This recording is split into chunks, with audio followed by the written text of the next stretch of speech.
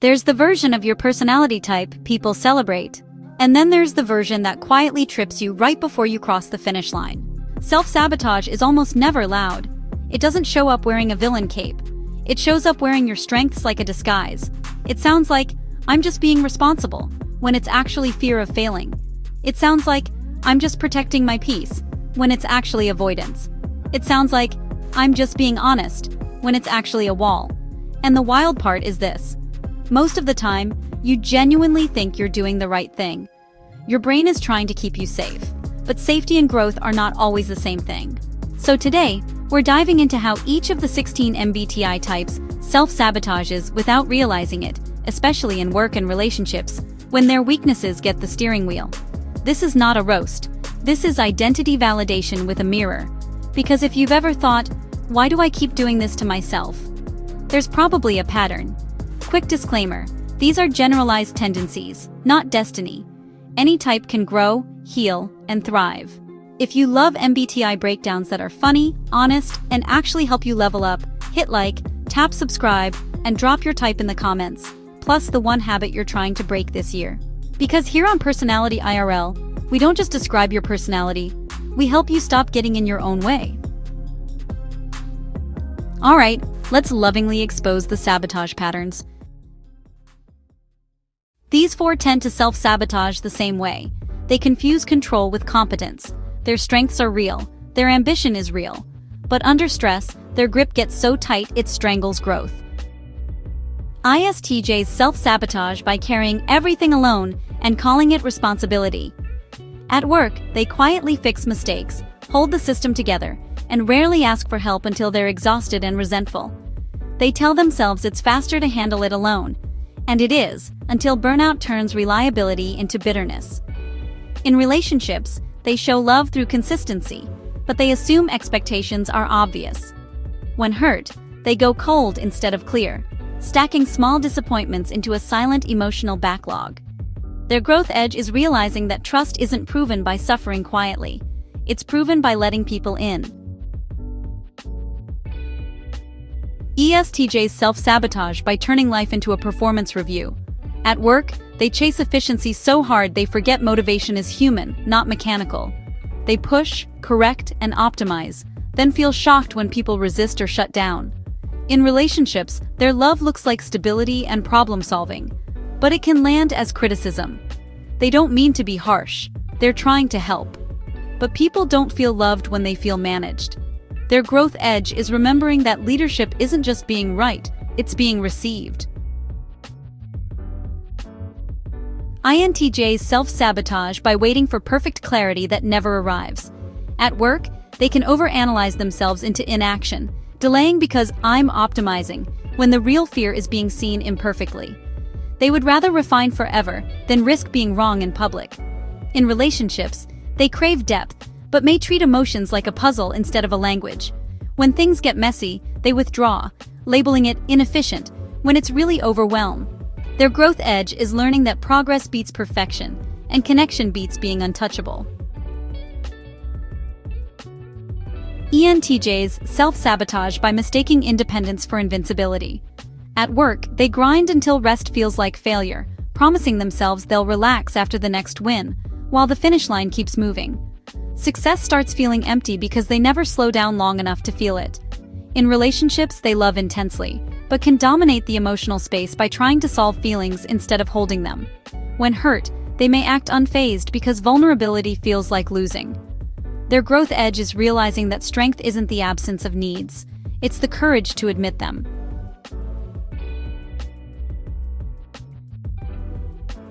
The planners sabotage through control. Now let's talk about the types who sabotage through emotion, especially when it turns inward.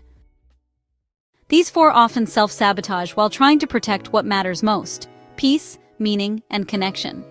But sometimes that protection becomes a cage. ISFJs self-sabotage by making themselves last and calling it kindness. At work, they overextend, say yes too quickly, and quietly carry stress like it's their job. They avoid advocating for themselves to prevent tension, then feel unseen, after training everyone to overlook their needs. In relationships, they try to keep harmony by avoiding hard talks, but unspoken feelings don't vanish. they turn into quiet heartbreak. Their growth edge is learning that boundaries are not selfish. They're how love stays sustainable. INFJs self-sabotage by trusting intuition so much, they stop gathering evidence. At work, they can feel drained by misaligned environments and mentally exit instead of making small practical changes. They wait for the right calling, while the present becomes unbearable. In relationships, they sense shifts and predict abandonment, sometimes accurately. But sabotage happens when they withdraw before repair is possible. They disappear emotionally first to avoid chasing or begging. Their growth edge is remembering intuition is a compass, not a verdict. Sometimes the future can change. ISFPs self-sabotage by letting mood steer without a map. At work, they start strong when inspired, then fade when it gets repetitive, relying on feelings instead of structure, and mood is unreliable. In relationships, they crave gentleness but may avoid direct conflict. When hurt, they retreat instead of explaining, and distance replaces intimacy. Their growth edge is realizing discomfort isn't always a sign to leave. Sometimes it's a sign to communicate. INFPs self-sabotage by protecting their ideal self-image so much they avoid real-world risk. At work, they procrastinate because starting means imperfect output, then spiral into shame and think, if I were truly gifted, this would be easier. In relationships, they may expect mind reading, unconsciously testing people with, if they cared, they'd know. When people fail, INFPs feel betrayed. Their growth edge is remembering that clarity is love, and action is how dreams become real.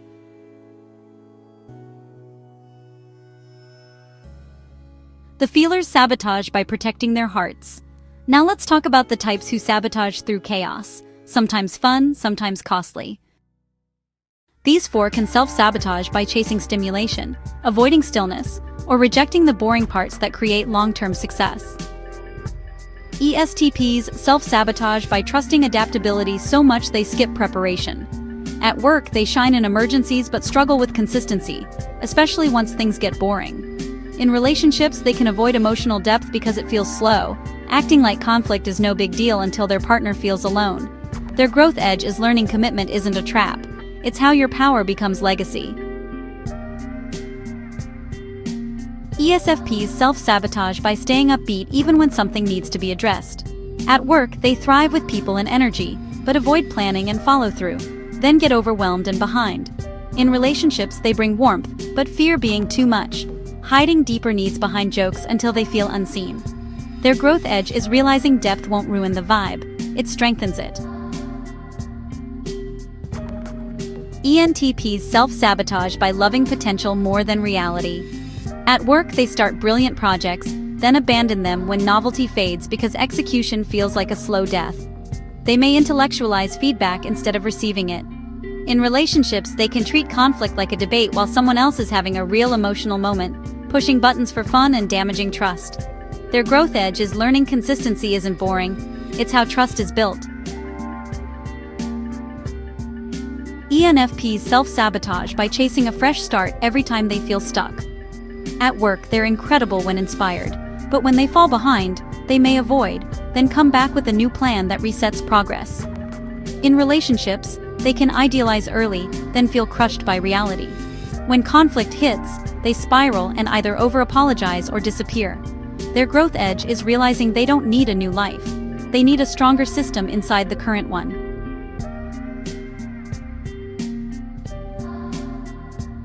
The action type sabotage by dodging stillness. Now for the final group, the ones who seem steady, but have quiet patterns that derail them. These four often look composed on the outside. Their sabotage is rarely dramatic. It's subtle, quiet, and deeply patterned. ISTPs self-sabotage by minimizing feelings, especially their own. At work, they can disengage from people and politics entirely, deciding it's pointless and mentally checking out even when opportunity is huge. In relationships, they avoid messy conversations to dodge drama, but intimacy requires discomfort. Keeping everything simple can make them feel like a locked door. Their growth edge is remembering emotions aren't chaos, they're information. INTPs self-sabotage by living in analysis mode so long that life passes them. At work, they can research and refine forever while deadlines approach, assuming their merit will speak for itself.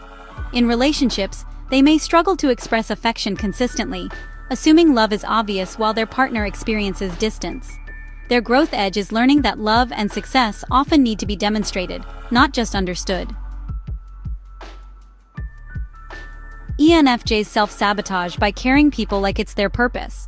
At work, they become the motivator and emotional glue, then wonder why they're exhausted, avoiding confrontation to keep things stable and delaying solutions. In relationships, they overgive and overmanage the emotional climate, accidentally teaching others that ENFJ love is unconditional labor. Resentment grows behind the smile. Their growth edge is learning that being loved shouldn't require performing. ESFJs self-sabotage by letting external validation decide their worth. At work, they fear disappointing others so much they stop making brave choices, staying in roles that don't fit because it's what's expected. In relationships, they give endlessly to keep harmony, but avoid voicing needs until they break. Their warmth becomes a mask, and resentment becomes a secret. Their growth edge is remembering that conflict handled kindly is healthier than peace built on silence.